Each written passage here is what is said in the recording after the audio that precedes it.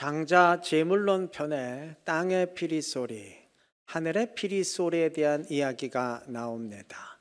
바람이 일어나면 대지의 모든 구멍들이 소리를 내며 화답합니다. 물 흐르는 소리, 아우성 치는 소리, 맑은 소리, 탁한 소리 등등. 산들바람엔 가볍게, 거센 바람엔 크게 화답합니다. 대지의 모든 구멍들은 이 땅의 피리입니다. 어느 철학자가 자신의 책에서 이 이야기를 언급하면서 질문을 던집니다. 특정 바람의 소리는 어디서 생긴 걸까요? 바람일까요? 구멍일까요? 어디서 소리가 날까요? 그리고는 이렇게 답을 합니다. 답은 바람도 구멍도 아닙니다. 이들이 마주쳐야 소리가 나는 것이죠. 맞는 말이죠? 바람과 구멍이 마주쳐야 소리가 납니다. 바람과 만나지 않는 구멍에서 소리가 날 리는 없습니다. 바람과 만나지 않는 피리 구멍에서 소리가 날 리는 없습니다. 이 글을 읽으면서 이런 생각이 들었어요. 주님은 성령을 바람에 비유하셨는데 성령의 바람은 늘 나에게 불어옵니다. 주님이 나를 찾으시고 두드리십니다. 단 그렇다 그래서 자동적으로 역사가 일어나는 것은 아닙니다. 내가 응답하고 만나야 됩니다. 내가 응답하고 주님과 마주쳐야 됩니다. 마주쳐야 소리가 납니다. 손바닥도 마주쳐야 소리가 나듯이 내가 마주해야 됩니다. 그때 역사가 일어납니다. 하나님이 주시는 기회는 나에게 찾아옵니다. 그렇다고 다 열매가 맺히는 것은 아닙니다. 내가 응답하고 마주해야 됩니다. 기회는 그때 실제화됩니다. 열매는 그때 맺히게 됩니다. 역사는 그때 일어나게 됩니다. 세상은 준비된 자가 기회를 잡는다라는 말을 종종 합니다. 피리구멍을 준비해 놓아야 바람이 불 때 거기서 소리가 날 수 있다. 그런 의미겠죠. 예, 맞습니다. 역사상 발견된 그 위대한 발견 가운데 우연히 이루어진 것이 많아요. 그런데 사실 우연은 없습니다. 그 이면엔 다 그것을 위한 피나는 노력과 준비가 있었습니다. 베토벤의 운명교향곡 제1악장은 다 아시죠? 이게 TV 광고로도 많이 나와가지고 쾅쾅쾅쾅 하는 소리로 시작됩니다. 뭔 소리인지 아시겠죠? 네. 베토벤은 어느 날 하숙집 주인이 밀린 방세 내라고 방문을 쾅쾅쾅 두드리는 소리에 문득 영감이 떠올라서 이 음악 만들었다고 합니다. 정말입니다. 얼핏 보기엔 진짜 우연히 정말 장난 같은 얘기일 수 있지만 우연히 영감이 떠오른 것 같지만 아니에요. 그 이전까지 그 정도 음악을 만들 수 있는 실력을 갖추어 놓았기에 그날의 방문 두드리는 소리가 영감이 된 거지. 그게 아니었다면요, 일평생 방문 두드리는 소리만 듣고 살았어도 그냥 짜증만 났지 그런 음악이 만들어질 리가 없습니다. 하나님이 주시는 기회를 잡기 위해서도 그가 주시는 복을 누리기 위해서도 준비가 필요합니다. 전문적인 일을 이루기 위해서는 당연히 전문적인 준비와 노력이 필요합니다. 아프리카 선교의 비전이 있다면 당연히 준비해야죠. 거기 가서 한국말로 선교할 겁니까? 준비가 있어야죠. 그런 전문적인 경우가 아니고 우리 모두에게 해당되는 누구에게나 해당되는 일반적인 경우라 할지라도 한 가지는 반드시 전제되어야 합니다. 주님에 대한 열망이 있어야 됩니다. 주님은 열망하는 자의 손을 잡아주십니다. 바꿔 말하면 열망하는 자가 주님이 내민 손을 잡게 돼 있습니다. 오늘 본문엔 소경 바디메오가 등장하는데 그는 거지였으니까 극히 가난한 사람입니다. 반면 삭개오는 세리였으니까 부유한 사람입니다. 이 두 사람의 경제적 형편은 극과 극이었지만 두 사람 모두 주님의 특별한 사랑을 받았습니다. 경제적 능력은 상관없다는 말이 되겠죠. 아리마대 요셉은 공회원이었으니까 사회적 지위와 학식이 상당히 높았던 사람입니다. 반면 베드로, 야고보, 요한 등은 갈릴리 어부였으니까 전혀 그러하지 못했던 사람들이에요. 그런데 이들 모두 주님의 특별한 사랑 받았습니다. 사회적 지위와 학식 역시 상관없다는 말이죠. 예, 맞아요. 상관없습니다. 단 그들에겐 공통적으로 주님에 대한 열망이 있었습니다. 삭개오에게는 세리라고 손가락질하는 주변의 질시를 무릅쓰고 예수님을 보기 위해 나무 위에 올라가는 열망이 있었고, 바디메오에게는 앞이 보이지 않음에도 주님 만나기 위해 사람들과 충돌하면서도 군중 속을 뛰어가는 열망이 있었습니다. 아리마대 요셉에겐 예수를 따르는 사람이라는 사실을 밝히면 너무 많은 것을 잃게 된다는 사실을 빤히 알면서도 당당히 밝히는 열망이 있었고, 베드로를 비롯한 제자들에겐 주님이 부르실 때 집과 배를 버려두고 즉각 따라 나서는 메시아에 대한 열망이 있었습니다. 열망하는 자에게 주님은 역사하십니다. 바꿔 말하면 주님의 역사는, 주님의 주신 역사의 기회는 열망하는 자에게 열매를 맺게 됩니다. 그때 실제화됩니다. 야곱이 야복강 나루토에서 죽음의 문제를 해결하고 이스라엘로 변화될 수 있었던 이유는 뼈가 부러지면서도 하나님을 끝까지 놓지 않는 열망이 있었기 때문이에요. 지붕을 뚫고 내려온 중풍병자가 죄사함 받고 일어설 수 있었던 이유 역시 지붕을 뚫어서라도 반드시 예수님 만나야 되겠다는 그 열망이 있었기 때문입니다.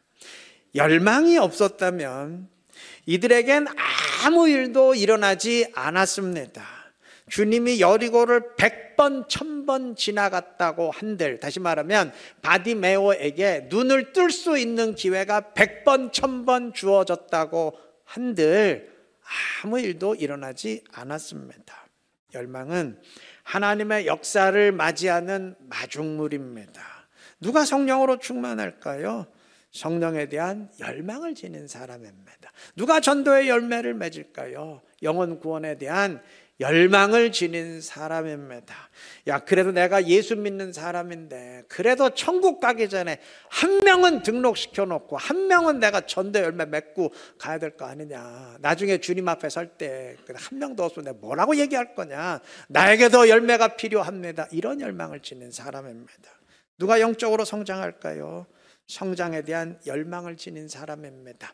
누가 주님의 뜻을 이룰까요? 역시 그에 대한 열망을 지닌 사람입니다. 바꿔 말하면 성령과 함께하지 못한다는 것은, 전도의 사명 계속 무시한다는 것은, 영적으로 전혀 성장하지 못한다는 것은 그에 대한 열망이 없다는 말입니다. 하나님과 친밀한 관계에 들어갈 기회를 주님이 지금 마련해 주시는데도, 전도할 수 있는 기회를 하나님이 제공해 주시는데도, 한 단계 영적으로 더 올라설 수 있는 기회를 주님이 주시는데도 기회 자체를 느끼지 못하거나 느끼면서도 그냥 무시하면서 지나친다는 말입니다.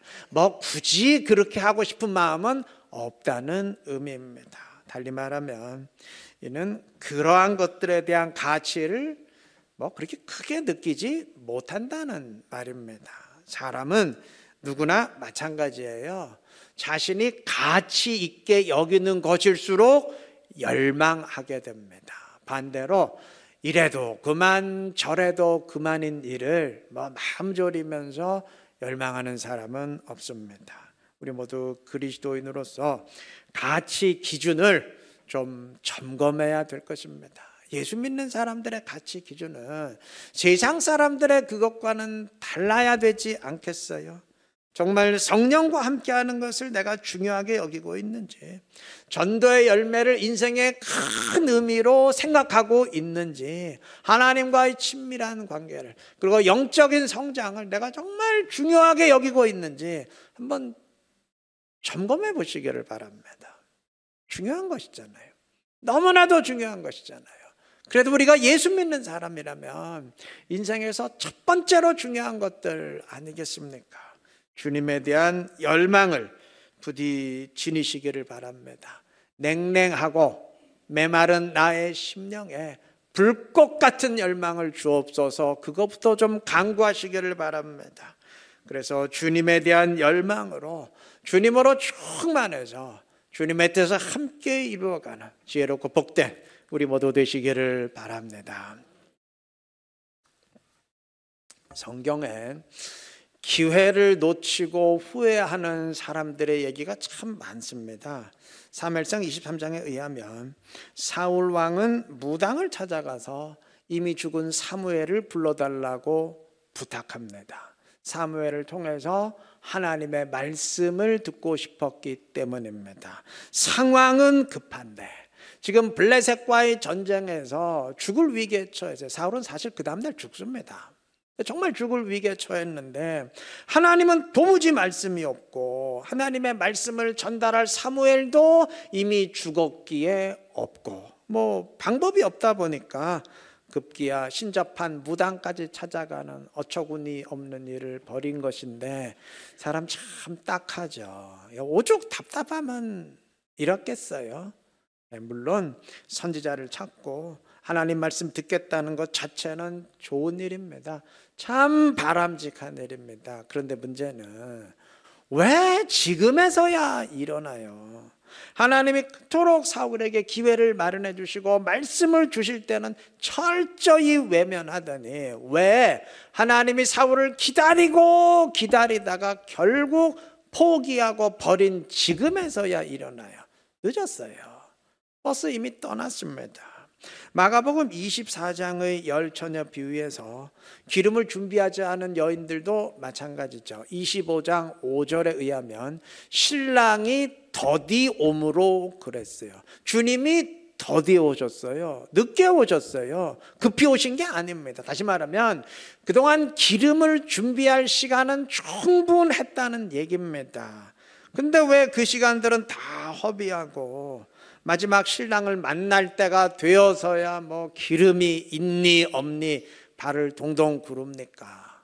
부자와 나사로 비유에서의 부자도 마찬가지죠. 늦었어요. 기회는 다시 오지 않습니다. 반면 바디메오는 어떠했습니까? 사실 정상적인 기회는 그에게 단 한 번도 주어지지 않았습니다. 예수님이 그가 있는 여리고를 지나가신다는 말은 들려왔지만 그는 앞을 볼 수 없는 사람입니다. 수많은 사람들이, 수많은 군중들이 예수님을 애워싸고 있어서 정상적인 사람도 예수님을 만나기 극히 힘든 그 상황에서 바디메오가 예수님을 만날 수 있는 방법은 없었습니다. 지붕을 뚫고 중풍병자를 예수님 앞에 데려다준 친구들처럼 자신을 업거나 들어서라도 예수님께 데려다줄 친구들이 그에겐 없었어요. 그런데 그는 외쳤습니다. 그리고 뛰었습니다. 아니, 앞이 안 보이는데 군중 속을 어떻게 뛰냐. 그래도 뛰었어요. 무조건 뛰었습니다. 그에겐 볼 수 있는 눈은 없었지만 외칠 수 있는 입이 있었고 뛸 수 있는 다리가 있었습니다. 여러분, 눈이 없으면 입으로 하면 되고 다리로 하면 됩니다. 바디메오 그렇게 했어요. 그는 없는 것으로 인해 절망하는 대신 있는 것으로 부딪혔습니다. 우리도 그렇게 하면 됩니다. 믿음은 없는 것으로 인해 절망하는 것이 아니고 있는 것을 가지고 용기를 내는 것입니다. 지금 내게 있는 것으로도, 지금 우리에게 있는 것으로도 얼마든지 주님은 역사하실 수 있다. 이 믿음으로 결단하는 것이 신앙입니다. 마가복음 10장은 바디메오와 더불어 어릴 때부터 모든 계명을 다 지켜온 부유한 사람의 이야기를 기록하고 있는데 저는 성경에 의도적으로 좀 이 두 사람 비교하고 있다 생각합니다. 주님은 부유한 사람에게 말씀하셨습니다. 10장 21절 마지막 부분. 그리고 와서 나를 따르라 하시니. 주님은 이 사람에게 나를 따르라, 내 제자가 되라 부르셨습니다. 이 사람에게 주님의 제자가 될 수 있는 정식 기회를 주셨습니다. 근데 이 사람 그 제안 거부하고 돌아갔습니다. 주님이 상당히 아쉬우셨을 것 같아요. 왜냐하면 21절은 예수께서 그를 보시고 사랑하사 이르시되 그랬어요. 주님이 왜 그렇게 제안을 하셨느냐? 사랑하셨기 때문에 그래요. 어릴 때부터 모든 계명을 다 지켜왔는데 얼마나 사랑스러워요. 그래서 주님이 그러면 내 제자가 되라 특별히 기회를 주신 것인데 그냥 그 기회 걷어차고 돌아갔으니 얼마나 아쉬우셨겠어요.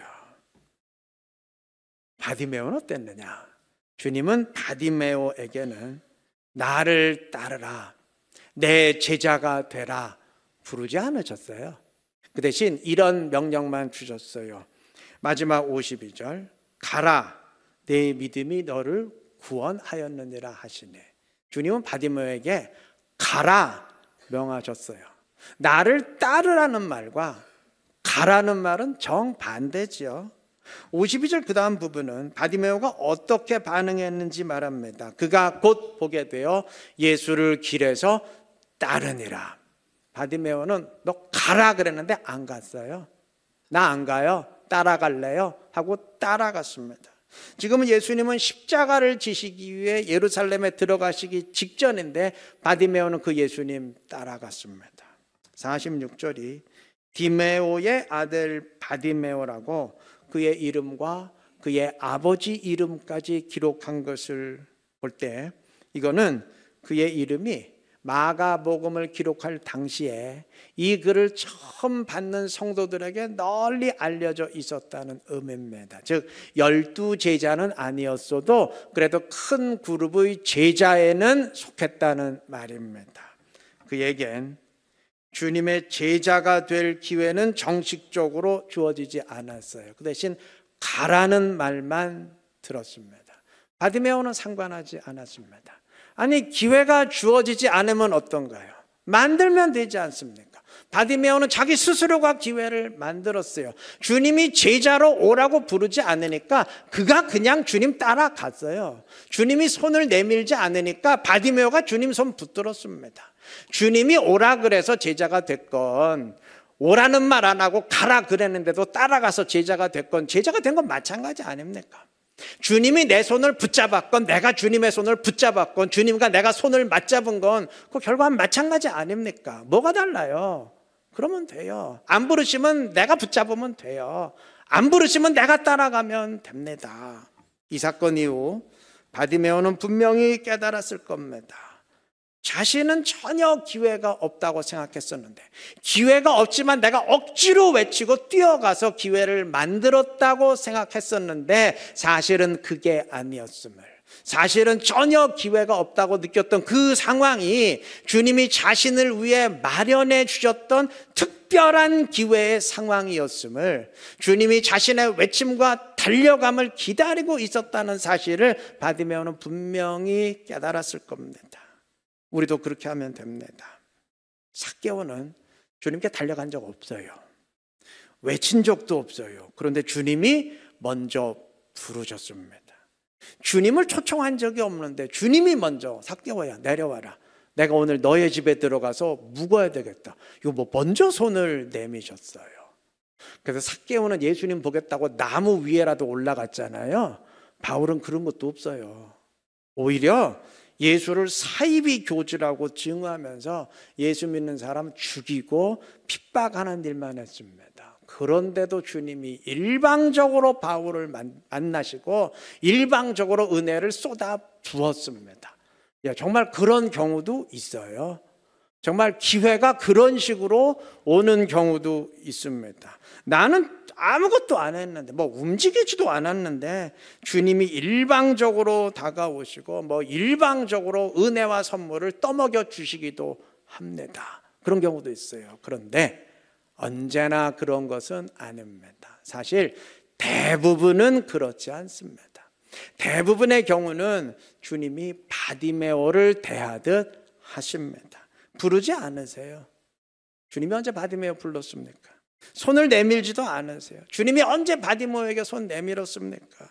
관심 없는 것처럼 멀리 떨어져 계셔요. 주님이 보이지도 않아요. 또 주님께 가까이 가자니 가로막힌 장애가 너무 많아요. 신앙생활 가로막는 이런저런 장애가 많습니다. 지금 내 상황이 꼭 그러하다면 명심하십시오.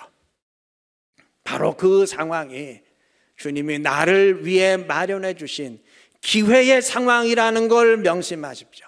바디메오의 상황이 꼭 그와 같았음을 기억하십시오. 바디메오가 어떻게 하는가?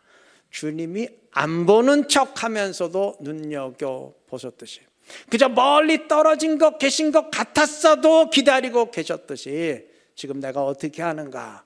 주님이 눈여겨보고 계시다는 사실을 꼭 명심하시기를 바랍니다. 주님이 멀리 계신다고 느껴진다면 내가 다가가서 그 거리 없애라는 의미입니다. 주님의 부르심이 안 느껴진다면 내가 외치라는 의미입니다. 주님이 손을 안 내미신다고 느껴진다면 내가 달려가서 그 손 붙잡으라는 의미입니다. 주님과 나를 가로막는 장애가 있다고 느껴진다면 달려오라는 의미예요. 넘어지고 부딪힐지라도 달려오라는 의미입니다. 지금 이 상황이 도저히 안 될 것 같은 이 상황이, 도무지 빛이 없다고 느껴진 이 상황이 주님이 나를 위해 좀 특별히 마련해 주시는 기회의 상황임을 깨달으라는 의미입니다. 문제는 기회는 왔는데 그렇게 할 수 있는 열망이 있느냐는 겁니다. 안 보여도 뛰어갈 열망이 있으신가요? 안 부르셔도 외칠 열망, 장애가 있어도 부딪히고 넘어가도 뛰어갈 수 있는 열망이 있느냐는 것입니다. 만약 주님에 대한 열망이 없다면, 주님의 말씀을 이루려는 열망이 없다면 그 열망 달라고 그거부터 간구하시기 바랍니다. 그게 힘들다면 좋습니다. 이렇게 하십시오. 여러분, 주님에 대한 열망은 없어도 다 내가 원하는 것에 대한 열망은 있을 것 아닙니까? 원하는 게 있을 거 아니에요. 그게 세속적인 것이든 뭐 지극히 속물적인 것이건 여하튼 있을 것 아닙니까? 상관없습니다. 무엇을 원하느냐는 주님의 질문에 바디메오는 지체 없이 답변했습니다. 선생님, 보기를 원하나이다. 보기를 원하나이다. 여러분, 맹인이 눈 뜨고 보기를 원하는 거, 그거 인간의 당연한 본능이지 그게 무슨 거룩한 믿음의 열망 아닙니다. 예, 맞아요.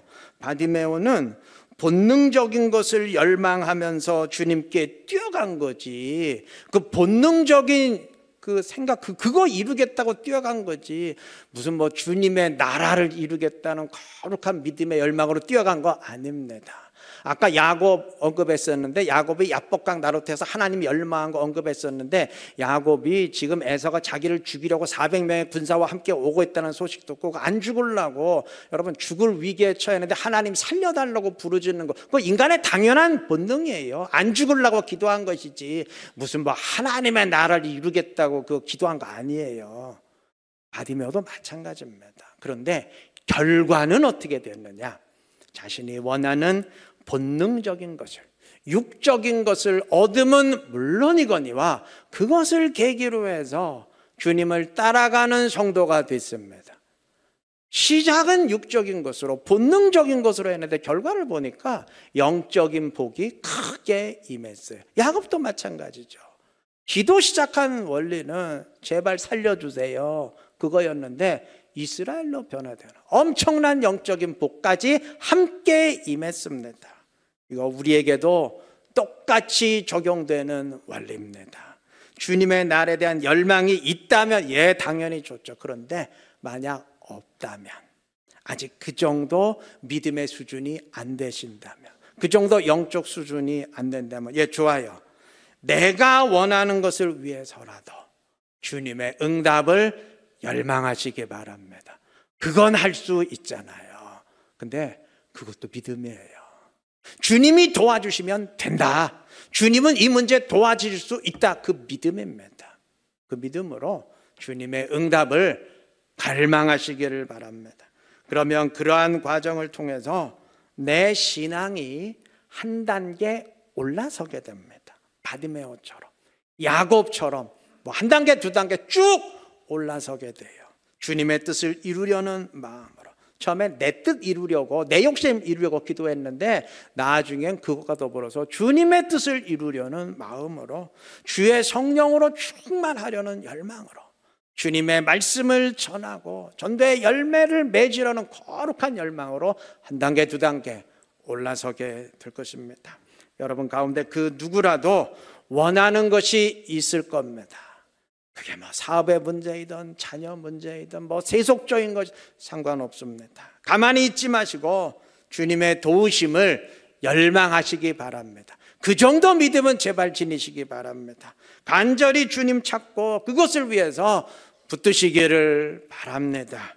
그렇게 주님께 달려가는 과정을 통해서 한 단계 두 단계 영적으로도 더 올라서시기를 바랍니다. 그래서 주님의 붙들어 주심을 체험하면서 주님과 함께하는, 주의 뜻을 이루어가는 지혜롭고 복된 우리 이루는 게 모든 성도님들 되시기를 그리스도의 이름으로 축원합니다.